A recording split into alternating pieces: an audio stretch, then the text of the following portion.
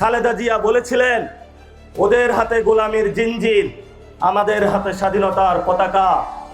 জিয়াউর রহমান ভারতের বিরুদ্ধে ছিলেন না? ছিলেন তো। উনি বলেছিলেন উই রিভল্ট, কিন্তু যেই জিয়াউর রহমান বলেছিলেন উই রিভল্ট, ওই জিয়াউর রহমানের বিএনপি আজকে সংসদে ভারতের বিরুদ্ধে কথা বলার জন্য যে আমরা নোট দিয়েছিলাম, সেই নোটকে বাতিল করে দিয়েছে তারা। প্রিয় গোড়াঘাটবাসী, আমরা আজকে আপনাদের এই দরবারে হাজির হয়েছি, আপনাদের এখানে হাজির হয়েছি কয়েকটি কথা বলার জন্য। সেটা হলো 2026 চলে, এখন 2024 সালে ঠিক জুলাই মাসে প্রায় বাংলাদেশ থেকে আপনাদেরই সন্তান 1400 সন্তান বাংলাদেশ থেকে হারিয়ে গিয়েছে। যেই 1400 সন্তান হারিয়ে গিয়েছে, সেই 1400 সন্তানের কিছু আকাঙ্ক্ষা ছিল, তারা জীবন দিয়েছিল বাংলাদেশের মানুষের মুক্তির জন্য, চিকিৎসা ব্যবস্থার পরিবর্তনের জন্য, শিক্ষা ব্যবস্থার পরিবর্তনের জন্য, ব্যবসা বান্ধবের পরিবর্তনের জন্য, এবং নতুন বাংলাদেশে যাতে কোনো গোলামীর সংসদ না হয়ে আজাদির একটি সংসদ হয়, সেই জন্যই তারা জীবন দিয়ে গিয়েছিল।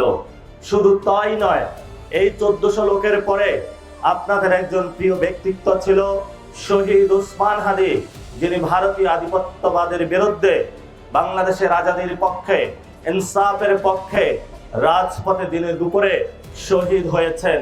আমরা তাদেরই উত্তরসূরি হয়ে আজকে আপনাদের সামনে উপস্থিত হয়েছি সেই মানুষগুলোর বিচারের দাবি নিয়ে। যেই মানুষগুলোকে অন্যায়ভাবে হত্যা করা হয়েছে, শহীদ করা হয়েছে, কাউকে বেয়ানট দিয়ে আঘাত করা হয়েছে, কাউকে চোখ তুলে নেওয়া হয়েছিল, কারো হাত কেটে দেওয়া হয়েছিল, কারো পা কেটে দেওয়া হয়েছিল, সেই মানুষগুলোর প্রতিনিধি হয়ে আজকে আপনাদের সামনে আমরা উপস্থিত হয়েছি। আপনারা যারা এখানে উপস্থিত হয়েছেন, আমরা আজকে আপনাদের কাউকে বিরিয়ানির প্যাকেটও দিয়ে নিয়ে আসি নাই, টাকা পয়সাও দিয়ে নিয়ে আসি নাই। আমরা সবাই জুলাইতে 2024-এ যেভাবে রাজপথে ছিলাম, একটা ভ্রাতৃত্বের বন্ধনে, ছেলে, বাবা, মা, বোন, বাংলাদেশের সাঁওতাল, হিন্দু, মুসলমান, খ্রিস্টান সবাই ঐক্যবদ্ধভাবে 2024-এর জুলাইয়ে যেভাবে রাজপথে ছিলাম, সেই রাজপথের স্মৃতিচারণ করার জন্যই 2026-এ আজকে এখানে উপস্থিত হয়েছি। আপনাদের স্মরণ আছে সেই উত্তরবঙ্গের সন্তান শহীদ আবু সাইদ দুহাত তুলে প্রসারিত করে যখন গত 17 বছরে মানুষ বিপর্যস্ত ছিল, নিপীড়িত ছিল, অন্যায়ের নিপীড়নের মুখে মানুষ দিকহারা ছিল, তখন আপনাদের সন্তান আবু সাইদ দুহাত তুলে বাংলাদেশের মানুষকে আওয়াজ দিয়েছে যে আমি আবু সাইদ দাঁড়াচ্ছি, আমি মরণ মুখে দাঁড়াচ্ছি, আমি শহীদ হতে প্রস্তুত আছি। তোমরা বাংলাদেশ সাউন্ড গ্রেনেড মারুক, টিয়ার গ্যাস মারুক, গুলি মারুক, পল্টনের মতন পালানোর আর সময় নাই। আগামীর বাংলাদেশের আজাদির লড়াই উত্তরবঙ্গের এখান থেকে আমি শুরু করলাম, বাংলাদেশ আমরা মুক্ত করে ছাড়বো। সে আবু সাইদের দেখানোর পথে এক এক জান্নাতের পাখি 1400 লোক জীবন দিয়ে গিয়েছিল এবং লক্ষ লক্ষ মানুষ বাংলাদেশে আহত হয়েছিল। এই মানুষগুলো বাংলাদেশে একটা স্বপ্ন দেখেছিল। সেই স্বপ্নটা হলো, এখানে অনেক তরুণ প্রজন্ম আছেন যাদের মুখে হতাশার চাপ। বাবা পড়াশোনা করিয়েছেন, একটা ছোট্ট চাকরির আশায় দিক বিদিক ঘুরছেন। বাবা কল করে তোমার চাকরি হয়েছে, বাবাকে কোনো উত্তর দিতে পারেন না। এখানে অনেক আলেম ওলামা উপস্থিত হয়েছে। গত 17 বছর যাদের দাঁড়িয়ে ধরে টান দেওয়া হয়েছিল, জঙ্গি বলা হয়েছিল ইসলামকে, এখানে অনেক হিন্দু ভাই উপস্থিত হয়েছে যাদের জমি দখল করে নিয়েছিল আওয়ামী লীগ। এখানে অনেক ব্যবসায়ী ভাই উপস্থিত হয়েছে গত 17 বছর যারা ব্যবসা করতে পারে নাই। এখানে অনেক যুবক ভাইয়েরা যারা গত 17 বছরে যখনই রাতের আধারে ঘরে ঘুমিয়েছিল, রাতের আধারে তাদেরকে জেলে নিয়ে যাওয়া হয়েছে, অনেকের বুক খালি করে দেওয়া হয়েছে, অনেক সন্তানের বাবার, অনেকের মায়ের বুক খালি করে দেওয়া হয়েছিল। আমরা সেই বিচারের দাবিগুলো নিয়ে আজকে আপনাদের কাছে এসেছি। 2 বছর হলো নির্বাচন হলো, নির্বাচনের আগে 3টি কথা ছিল যে বাংলাদেশের সংস্কার হবে, বিচার হবে এবং সুষ্ঠু একটি ইলেকশন হবে। প্রথমেই আমরা তাদেরকে বিশ্বাস করে আমরা যখন নির্বাচনে গেলাম, প্রথমেই ধাক্কা খেলাম ইলেকশনে, যেখানে আমরা বলেছিলাম যে আবু সাইদের স্বপ্ন হলো টাকা দিয়ে বাংলাদেশে ইলেকশন হবে না, যে আবু সাইদের স্বপ্ন ছিল বাংলাদেশে পেশি শক্তি দিয়ে রাজনীতি হবে না, নির্বাচন হবে না। সেই গত ইলেকশনে আমরা দেখলাম টাকার জোরে পেশি শক্তির জোরে কেন্দ্র দখল করা হয়েছে, রাতের আধারে ভোটের র্যাঙ্কিং ঘুরিয়ে দেওয়া হয়েছে। যারা নির্বাচনে জয় লাভ করেছিল তাদের থেকে মুখ ঘুরিয়ে দিল্লির যারা সেবাদাস বাংলাদেশে তাদের সাথে আতাত করে 200 সিটের উপরে বাংলাদেশে তাদেরকে দেওয়া হয়েছে। তাদেরকে দেওয়ার উদ্দেশ্য কি ছিল? সেই সময় আমরা পরিষ্কার ছিলাম না। ইলেকশনের সময় কথা ছিল যে ইলেকশনে 2টি ভোট হবে, একটি ভোট হলো জনপ্রতিনিধি নির্বাচনের জন্য, আরেকটি ভোট হলো বাংলাদেশের সংস্কারের জন্য। সংস্কারের পক্ষে পুরো বাংলাদেশের মানুষ 70% ভোট দিয়েছে যে বাংলাদেশে শিক্ষা ব্যবস্থার সংস্কার হবে, পুলিশ ব্যবস্থার সংস্কার হবে, ব্যবসা বাণিজ্যের সংস্কার হবে, মিলিটারির সংস্কার হবে। ইলেকশনের আগে তারাও আমাদের সাথে ঐক্যবদ্ধ ছিল, প্রতিশ্রুতি দিয়েছিল যে বাংলাদেশে একটি সুন্দর সংস্কার আমরা বাস্তবায়ন করব। আমরা তাদেরকে বিশ্বাস করলাম। যখন ইলেকশনটা চলে গেল তখনই এই সব মুনাফিকদের চরিত্র আমাদের সামনে ফুটে উঠলো। যারা ইলেকশনের আগে বলেছিল সংস্কার করবে, ইলেকশনের পরেই এই সব মুনাফিক রাস্তায় দাঁড়িয়ে বলল ওই সময় যদি আমরা সংস্কারের কথা না বলতাম তাহলে আমরা নির্বাচনে ভোট পাইতাম না। তাদের প্রতারণা জনগণের সামনে স্পষ্ট হয়ে পড়ল।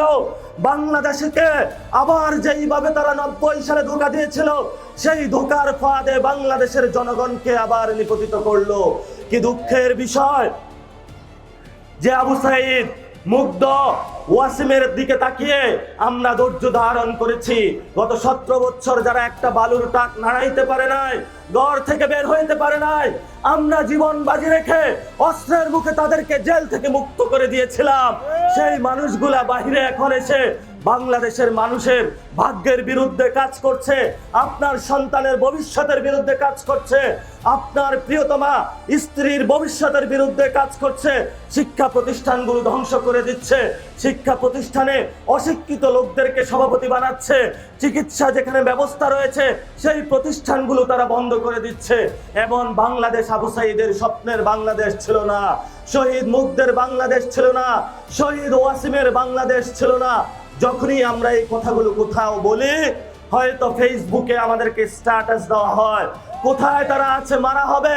তো ঘোড়াঘাটে এসেছি, কি হয়েছে তোমাদের? আসো, এখানের জনগণ নিয়ে খেলা হবে। আমরা বাংলাদেশে, তোমরা 1000 জন আসো, আর আমাদের একজনের, আমাদের সত্যের পক্ষের জবান তোমাদের বিরুদ্ধে যথেষ্ট। আপনারা দেখেছিলেন সেই সময় শেখ হাসিনা বলেছিল যে তোমরা রাজাকার। আমরা একজন গিয়েছিলাম, শেখ হাসিনা বলল ওরে মেরে ফেল। তারপরে 40 জন গিয়েছিল, তারপরে বলল মেরে ফেল। আমরা 400 জন গিয়েছি, আগামীতে 400 জনের জায়গায় 40,000 যাব, 40,000-এর জায়গায় 40 লক্ষ যাব। কিন্তু বাংলাদেশে যারা সংস্কারের বিরুদ্ধে দাঁড়িয়েছে, আপনার ভবিষ্যৎ সন্তানের বিরুদ্ধে দাঁড়িয়েছে, তাদের সাথে বাংলাদেশে কোনো আঘাত করা হবে না, কম্প্রোমাইজ করা হবে না। তাদের পতন বাংলাদেশে আমরা নিশ্চিত করে ছাড়বো ইনশাআল্লাহ। প্রিয় ঘোড়াঘাটবাসী, আমাদের আরেকটা প্রতিশ্রুতি ছিল যখন মুক্তিযুদ্ধ হয়েছিল। এইখানে অনেক বাবা মা আছেন যারা জিয়াউর রহমানকে দেখেছিলেন, জিয়াউর রহমানের শাসন দেখেছিলেন। একটু হাত তুলে দেখান তো কারা কারা দেখেছিলেন। অনেক মানুষ আছে যারা জিয়াউর রহমানকে দেখেছিলেন। জিয়াউর রহমান ভারতের বিরুদ্ধে ছিলেন না? ছিলেন তো। উনি বলেছিলেন উই রিভল্ট। খালেদা জিয়া বলেছিলেন ওদের হাতে গোলামির জিঞ্জির, আমাদের হাতে স্বাধীনতার পতাকা। ওনারা আলেমদেরকে শ্রদ্ধা করেছিলেন। আজকে দিনাজপুরে সীমান্ত আছে। গত কয়েক মাস যাবত ভারত থেকে বাংলাদেশে লোক পাঠানো হয়েছে, আপনারা মিডিয়ার মাধ্যমে দেখেন নাই? আমরা সংসদে বললাম এই বিষয়ে আমরা কথা বলতে চাই, কিন্তু যেই জিয়াউর রহমান বলেছিলেন উই রিভল্ট, ওই জিয়াউর রহমানের বিএনপি আজকে সংসদে ভারতের বিরুদ্ধে কথা বলার জন্য যে আমরা নোট দিয়েছিলাম সেই নোটকে বাতিল করে দিয়েছে তারা। লজ্জা আমাদের জন্য। যেই বাংলাদেশে আমরা স্বপ্ন দেখি সীমান্ত হত্যা বন্ধ হবে, ভারতীয় আধিপত্য বন্ধ হবে, সেই বাংলাদেশে যেই জন্য ওসমান হাদি জীবন দিয়েছিল, প্রধানমন্ত্রী বাংলাদেশে এসে শহীদ ওসমান হাদির কবর জিয়ারত করলেন, বললেন তার বিচার করা হবে। আমরা তাকে বিশ্বাস করলাম। কিন্তু এখন বাবা বলে বাংলাদেশে কোনো বিচার হবে না, বাংলাদেশে কোনো সংস্কার হবে না, বাংলাদেশের কোনো পরিবর্তন হবে না। গত 17 বছর আমরা খাইতে পারি নাই, এই জন্য আমরা এখন ট্রাক স্ট্যান্ডে চাঁদাবাজি করব, বাস স্ট্যান্ডে চাঁদাবাজি করব, ব্যবসা প্রতিষ্ঠানে চাঁদাবাজি করব। এটাই নাকি নতুন বাংলাদেশ? এই নতুন বাংলাদেশের জন্য 24-এ কি আপনারা রাজপথে গিয়েছিলেন? যদি না গিয়ে থাকেন, যদি আমাদের ভাগ্যের সাথে প্রতারণা করা হয়ে থাকে, যদি আবু সাইদের রক্তের সাথে গাদ্দারি করা হয়ে থাকে, যদি সেই বাম প্রগতিশীল মুজিববাদী বামদেরকে নিয়ে তারা ক্ষমতা গঠন করে, তাহলে আমাদেরকে আরেকটা লড়াই লড়তে হবে। সেই লড়াইয়ের জন্য আমরা প্রস্তুত হচ্ছি। আজকে বাবারা আপনারা একটু হাত তুলে এখানে দেখাবেন আপনার ভবিষ্যৎ পরিবর্তনের জন্য। আপনার সন্তান যদি আবার রাজপথে নামে, আপনার চিকিৎসার পরিবর্তনের জন্য, আপনার শিক্ষা ব্যবস্থার পরিবর্তনের জন্য, 1400 শহীদের বিচারের জন্য, আলেম উলামা ইসলাম রক্ষার জন্য, সার্বভৌমত্ব রক্ষার জন্য, তরুণ প্রজন্মের চাকরির জন্য, তাহলে আপনারা কি আবার রাজপথে আসতে প্রস্তুত আছেন? একটু সবাই হাত তুলে দেখায়। আজকে গোড়াঘাটবাসী আপনারা আজকে কমিটমেন্ট দিয়েছেন। আমরা আপনাদের কাছে আজকে ভিক্ষুকের মতন এসেছি, কারণ আমরা শেখ হাসিনার 200 আসনের চেয়ে বেশি ছিল। যেই জনগণ, আপনারা বিএনপি আজকে ক্ষমতায় বসেছে, আপনাদের হাতে ওই পাওয়ার আছে, কালকে তাদেরকে আবারই ভোট দিয়ে ক্ষমতা থেকে দিল্লি পাঠিয়ে দেওয়ার এই সক্ষমতা বাংলাদেশের গোড়াঘাটের জনগণের আছে। নিজেদেরকে ছোট মনে করবেন না। আপনার এই ভোটের মাধ্যমে যারা আজকে আপনাদের ভাগ্য পরিবর্তন করতে চায়, একদিনে আপনারা তাদের ভাগ্য পরিবর্তন করে দিতে সক্ষম হব। কথার না বাড়াই, আগামী স্থানীয় সরকার নির্বাচন, এই নির্বাচনে আপনার সামনে একটা সুযোগ এসেছে। যারা আপনাদের সংস্কার থেকে আপনাদের সাথে প্রতারণা করেছে, তাদের ভাগ্য ঘুরিয়ে দেওয়ার জন্য হাজী শরীয়তুল্লাহ ব্রিটিশদের বিরুদ্ধে লাঠিয়াল বাহিনী প্রস্তুত করেছিল। আপনারা এই স্থানীয় গভর্নমেন্টে যে ইলেকশন রয়েছে, সবাই এখন থেকে বাঁশের লাঠি প্রস্তুত করেন।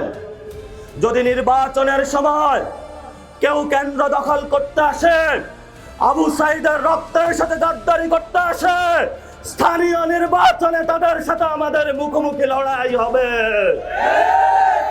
আমরা যদি জিয়াউর রহমানের দল হইতো, আমরা তাদেরকে ছাড় দিতাম। যারা জিয়াউর রহমানের ব্যানার ব্যবহার করে, খালেদা জিয়ার ব্যানার ব্যবহার করে, ওইটার ভিতরে দিল্লির তাবেদার হিসাবে বাংলাদেশের মানুষের বিরুদ্ধে দাঁড়াতে চায়, আমরা সেখানে তাদেরকে পরোয়া করব না। বাংলাদেশের আজাদির লক্ষ্যই আমাদের উদ্দেশ্য। সেই উদ্দেশ্যে আমরা সামনে এগিয়ে যাব। সেই উদ্দেশ্যের জন্য আজকে যারা এখানে উপস্থিত হয়েছেন, সে আহ্বান জানিয়ে আমি আমার কথা শেষ করছি। শেষ সময়ে যেটা বলবো, আমি অনেক আশা করেছিলাম এখানে অনেক উন্নয়ন হয়েছে। এখানে যারা ব্যবসায়ী হয়েছে, দেখেন তো এই জায়গাটার পরিস্থিতি। কোন উন্নয়ন হয়েছে এখানে? আপনাদের কোনো ভাগ্য বদল হয়েছে? এখানে যে শিক্ষা প্রতিষ্ঠান আছে, কোনো পরিবর্তন হয়নি। এখানের যিনি এমপি হয়েছেন, মন্ত্রী হয়েছেন, আপনার এলাকার অবস্থার দিকে তাকান। আপনি অন্য জায়গা থেকে এমপি হওয়ার কথা ছিল, যেভাবেই হোক এখানে এমপি হয়েছেন, মন্ত্রী হয়েছেন। এই গোড়াঘাটবাসীর ভাগ্য পরিবর্তন করতে হবে। যদি পরিবর্তন না করেন, তাহলে আগামী ইলেকশনে এনসিপি আপনার ভাগ্যের চাকা বদলে দিবে।